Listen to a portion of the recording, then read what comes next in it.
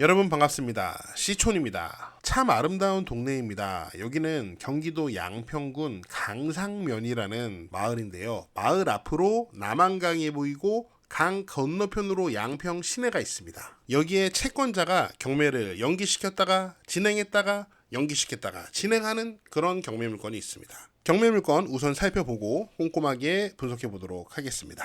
우선 지도에서 강상면을 살펴보도록 할게요. 제가 강상면을 분홍색으로 표시해 뒀는데요. 강상면 건너편에 이렇게 양평 시내가 있고요. 강상면에는 중부 내륙 고속도로 남양평 하이패스 IC가 있습니다. 굉장히 교통이 편한 동네예요. 경매 물건이 있는 데는 교평리라는 마을인데 바로 이렇게 표시가 되어 있습니다. 양평 시내 바로 건너편에 있는 마을이 강상면 교평리고요. 경매 물건은 바로 여기 교평 1리에 있습니다. 바로 이 집이 경매 물건이고, 이 경매 물건은 이렇게 남한강을 바라보고 있죠. 남한강 워터프론트. 제가 여기 미쓰고 부동산에서 사진을 보니까 마당에서 여기 남한강이 딱 보입니다. 정원에서 남한강이 딱 보이는 남한강 워터프론트 전원주택. 와, 좋습니다. 굉장히 장점이 명확한 전원주택인 것 같아요. 현장을 좀 보시면요. 2차선 도로에서 교평 1리 마을 쪽을 바라본 모습입니다. 2차선 도로에서 봤을 때는 요 강가로 갈수록 이렇게 낮아지는 지세를 확인할 수 있고요. 마을에 들어왔더니 마을길이 굉장히 깔끔하게 포장이 되어 있었습니다. 저는 지난 봄쯤에 여기 방문을 했었는데 당시에 이 길을 보니까 이렇게 깔끔하게 포장된 거는 얼마 안 된 것 같더라고요. 페인트가 선명한 거 봤을 때 제 생각에는 한 1, 2년 정도밖에 포장한 지 안 된 그런 도로인 것 같아요. 지금 우리가 보고 있는 이 도로가 국공유지 도로는 아닙니다. 제가 확인해 보니까 사유지고 현황도로인데 이 포장 면적이 상당한 것을 봤을 때 개인이 포장했을 가능성은 굉장히 낮은 것 같습니다. 아마도 양평군에서 포장을 해줬을 것 같아요. 저도 현장에서 차량을 갖고 이동하는데 전혀 제약이 없었고요. 경매 물건은 바로 이 집입니다. 가까이 보면 이런 모습인데 요 마당 앞에 서면은 아마도 아주 시원한 리버뷰가 펼쳐질 것 같고요. 강 건너편에는 양평군 시내가 잘 보이는 개방감이 좋은 전망이에요. 여기에 올인한 집이죠. 경매 물건이 있고 경매 물건 뒤편에 보면은 경매 물건과 똑같이 생긴 집이 하나 있고요. 마을에는 이렇게 고급스러운 전원주택들이 상당히 많이 있었습니다. 마을에 들어갈 때 여기 차단기가 있었는데 이 차단기는 작동을 하고 있지 않았고요. 아마 두 가지 이유일 것 같아요. 제가 확인해 보니까 여기 차단기가 있는 자리가 국공유지이기 때문에 함부로 길을 막아서는 안 됩니다. 그래서 이 차단기가 작동하지 않은 걸 수도 있고요. 두 번째로는 이 안쪽에 집이 너무 많아요. 옛날에 집이 적었을 땐 모르겠지만 이제 집이 너무 많기 때문에 차단기로 길을 막는 것 자체가 의미가 없어진 거죠. 자, 이제 경매 물건이 보이는데요. 경매 물건 앞쪽도 굉장히 도로가 깔끔하게 포장이 되어 있습니다. 여기 보시면은 토목 공사를 해서 도로보다 대지가 상당히 높이 올라간 것을 확인할 수 있는데요. 저는 굉장히 잘한 선택이라고 봅니다. 제가 궁금해서 네이버에 양평 교평리 남한강 홍수라는 검색어로 검색을 해봤는데 여기서 뭐 남한강이 범람하거나 홍수가 났었다는 뉴스는 하나도 없어요. 과거에는 그런 일이 없었지만 요즘에 기후 변화도 심하고 강이랑 너무 가깝기 때문에 건물이 이 도로 높이에 있었다면 더 불안했을 것 같습니다. 대지를 이렇게 높게 올린 것이 아무튼 저는 좋아 보였고요. 집 뒤쪽으로 이렇게 대문과 벙커 주차장이 보이고요. 전반적으로 동네가 굉장히 고급스러워 보였습니다. 경매에 포함된 토지 면적이 대략 215평 정도 되는데요. 우선 이 건물이 앉아있는 대지 184평 정도 되고요. 그 다음에 도로 지분, 요 대지 북쪽에 도로 지분이 일부 경매에 포함되어 있습니다. 요 대지에 전혀 접해 있지도 않은 요 도로 지분이 무슨 소용인지는 모르겠지만 아무튼 경매 매각에 포함되어 있어요. 건물을 보면은 이게 약 70평 정도 됩니다. 와, 무지하게 크네요. 건축물 대장을 보니까 지하 1층, 2층 이렇게 있는데 지하가 여기 철근 콘크리트 구조 슬라브 창고라고 표시가 되어 있어요. 아까 우리가 봤던 벙커 주차장입니다. 그 다음에 1층은 철골 구조, 2층은 철골 구조와 목 구조를 혼용해서 지었다고 합니다. 아무튼 면적이 상당하고 준공은 2010년으로 이제 한 15년 정도 됐다고 보면 될 것 같습니다. 집의 외장재를 좀 보면은 이쪽에는 이제 목재 사이딩으로 세로로 이렇게 했는데 요거는 조금 아쉽게 느껴져요. 저는 목재 사이딩 자체를 싫어하지 않는데 다만 귀찮은 게 관리를 이거 엄청나게 해줘야 됩니다.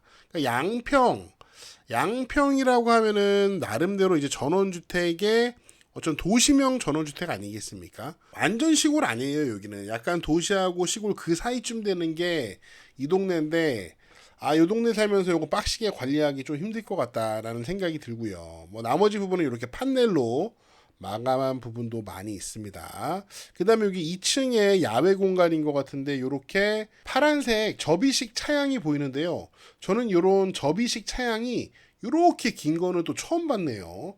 요 앞으로 쭉 나오면은 가려지는 그 그늘이 생기는 공간이 상당할 것 같습니다. 마당 안쪽 사진은 미쓰고 부동산을 좀 참고해 보도록 하겠습니다. 와, 마당에서 바라본 집의 모습 멋지네요. 잔디도 잘 관리가 되어 있고 이렇게 데크 여기도 접이식 차양 멋집니다. 집 앞에 여기 거실 부분인 것 같은데 여기 창이 너무 커요.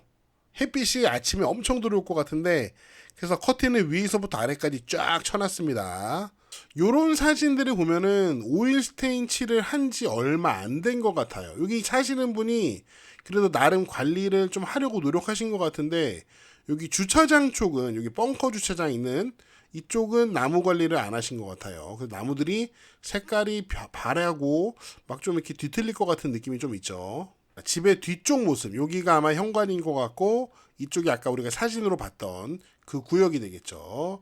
여기 테이블하고 파라솔을 설치했고요. 정화조도 보입니다. 여기 마당 보세요. 마당이 상당히 넓고요. 자, 여기 앞에 나무가 있고 나무 벤치가 있는데 여기 딱 앉아 보면은 바로 남한강이 보입니다. 이 사진 속에서도 마당에 섰을 때 남한강이 바로 보이고요. 그런데 여러분 그거 아세요? 약정 기간이 끝난 인터넷을 계속 사용하면 어마어마한 혜택을 놓치고 있는 거예요.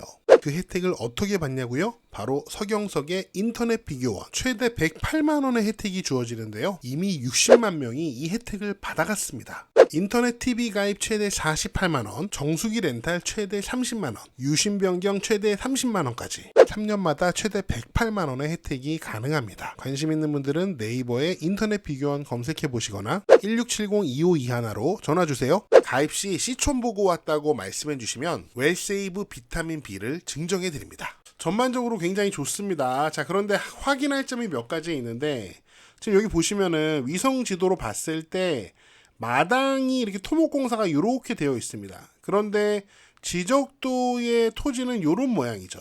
그러니까 요 남쪽에 있는 땅이 남의 땅이에요. 그런데 남의 땅의 일부를 내 집 마당으로 사용하고 있는 모습입니다. 아마 이거는 최초 건축 당시에 이 토지를 개발할 당시에 이 토지 소유자와 요 남쪽에 있는 토지 소유자가 같은 사람이 아니었을까 하는 생각이 드는데 제가 이 남측에 있는 땅의 토지 대장을 확인해 보니까 현재 소유주와는 전혀 상관없는 사람인 것 같습니다. 아무튼 나중에 이 남측의 땅 주인이 야 이거 내 땅 왜 네 맘대로 사용해 이거 땅 돌려줘 라고 말할 가능성 그래서 어떤 갈등이 생길 가능성도 배제할 수는 없겠죠. 경매 개요를 보겠습니다. 사건 번호 확인하시고요.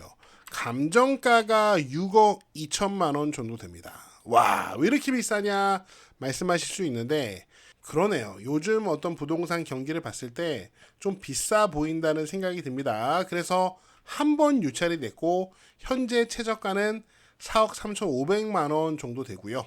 그래서 저는 한편으로는 현재 경매 신청 채권자가 매각기일을 연기 신청했다가 경매를 속행 신청했다가 또 연기 신청한 그 마음이 좀 이해가 되더라고요. 이 연기 신청을 2번 해서 이렇게 2번 변경이 되었었거든요. 요즘에 많은 사람들이 삶 자체가 좀 빡빡해지니까 경기가 안 좋아서 좀 빡빡한 편이잖아요. 그러다 보니까 이렇게 여유로운 전원 생활에 대한 어떤 관심이 많이 줄어든 것이 사실입니다. 그리고 뭐 지방 소멸 이슈가 너무 부각되면서 야, 지방 이제 다 소멸하는데 전원주택 뭐하러 사냐 이렇게 말씀하시는 분들까지 있다 보니까 과연 이 경매 신청 채권자 입장에서는 야, 이게 좋은 가격에 낙찰이 될 수 있을까 불안한 마음이 들 수 있겠죠. 그리고 등기된 권리사항을 보면은 현재 경매 신청 채권자가 내 돈 2억 3천만 원을 달라고 이미 경매를 신청한 상황인데요. 이 경매 신청 채권자가 1순위 채권자가 아닙니다. 이 이미 경매를 신청한 경매 신청 채권자 앞에 말소 기준 권리가 되는 근저당권이 있는데 은행에서 돈을 빌렸습니다. 채권 최고액이 3억 6천만 원인 거 보니까 120% 잡으면은 대출 한 3억 정도 받은 것 같아요. 이 경매 신청 채권자는 그 다음 후순위 근저당권자입니다. 그러니까 불안한 거죠. 지금 자기도 돈을 받아야 되는데 자기보다 앞선 권리가 있으니까 경매 과정에서 낮은 가격에 낙찰되면은 자신한테 배당될 금액이 없을 가능성도 있거든요. 너무 불안한 거예요. 만약에 이 경매가 한 번 더 유찰이 되면은 최저가가 딱 3억 정도 됩니다. 만약에 이 정도 수준에서 낙찰이 되면은 진짜 경매 신청 채권자는 한 푼도 못 건지고 근저당권, 담보물권까지 말소되는 굉장히 위험한 상황이 될 수도 있습니다. 물론 그 지경까지 가면은 경매 법원에서 이제 경매 신청 채권자에게 실질적인 이익이 없기 때문에 무잉여로 경매를 취소할 수도 있습니다. 그것도 다 아는 상황에서 이 현재 경매 신청 채권자는 경매를 신청한 거죠. 그러니까 돈을 받고 싶은 마음도 굉장히 강하고 현재 이 상황의 위험함도 알기 때문에 경매를 신청했다가 기일을 연기했다가 또 속행 신청했다가 이런 일을 반복하고 있는 것 같습니다. 이해가 돼요. 자, 권리 분석해 보도록 하겠습니다. 매각물건 명세서를 보니까 조사된 임차 내역이 없고요. 세대 연락을 보면은 이 집에는 전입된 세대주가 없습니다. 아무도 없어요. 그러니까 낙찰자 입장에서는 이 집은 권리적인 하자는 거의 없는 집이라고 볼 수 있습니다. 만약에 이 집이 마음에 드는 분이 계신다면 나는 남한강변 뷰 너무 좋아. 그런 분들은 이 집을 낙찰받아도 뭐 크게 손해볼 거는 없어 보입니다. 그런데 현황조사서를 보니까 참 기가 막힌 이야기가 있습니다. 여기 보시면은 조사관이 이렇게 써놨는데요. 현장에서 점유자 40대 여자를 만나 문의한 바 이 40대 점유자는 소유자 겸 채무자를 잘 모른다고 말을 했다고 합니다. 물론 전입된 사람은 아니에요. 아무튼 이런 점유자가 있는데 이 집 주인을 누군지도 모른대요. 잘 모른대요. 그런 사람이 이 집에 살고 있대요. 요런 부분은 조금 좀 그렇죠. 왜 잘 모르는 사람이 이 집에 뭐 살고 있는 건지 점유를 하고 있을까요? 집주인은 집 관리를 잘 안 하고 있는 건가요? 별로 관심이 없는 건가요? 제가 궁금해서 건물 등기를 좀 살펴봤는데 이 집은 2010년도에 소유권 보존이 됩니다. 아마 개발업자가 집을 짓고 바로 다음날 6월 8일, 6월 9일 바로 다음날 매매가 됩니다. 아마 이분이 최초로 분양받은 사람인 것 같아요. 그리고 2년 후인 2012년도에 이 집을 팔고요. 그 다음에 2014년도에 이 집이 경매로 소유권이 넘어갑니다. 그랬다가 2018년도에 또 경매로 소유권이 넘어가고 2019년도에 매매로 소유자가 바뀌고 같은 해 2019년도에 또 이 집을 팝니다. 그랬다가 2020년 3월 9일 현재 소유자가 이 집을 매수하게 되죠. 2010년부터 2020년까지 10년 동안 소유자가 8번 바뀌는 손바뀜이 굉장히 많았던 집이에요. 그리고 각각의 경우에 이 집이 얼마에 팔렸는지 자료를 찾아봤는데 2010년에 최초에는 3억 1천만 원에 이 집이 거래가 됐고요. 2012년에는 이 집이 5억 2천에 팔렸습니다. 2014년에 경매로 넘어갔을 때는 낙찰가가 4억 8,990만 원이었고요. 2018년도에는 4억 4,100만 원에 낙찰이 됐습니다. 2019년도에는 4억 3천만 원에 이 집이 거래가 됐고 다시 2019년도에 5억 4천만 원에 팔렸네요. 와, 이때는 단기로 1억 1천만 원 수익이 났네요. 그리고 현재 소유자는 2020년도에 이 집을 5억 3천만 원에 샀습니다. 이렇게 싹 역사적인 가격이 정리가 됐으니까 이 집에 관심 있는 분들은 요 낙찰가를 좀 중심으로 입찰가를 산정하시면 될 것 같아요. 네, 제가 준비한 내용은 여기까지고요. 여러분 어떻게 보셨는지 다양한 의견을 댓글로 남겨주세요. 저는 다음 영상에서 더 재미있고 유익한 내용으로 돌아오겠습니다. 여러분, 시촌 어게인!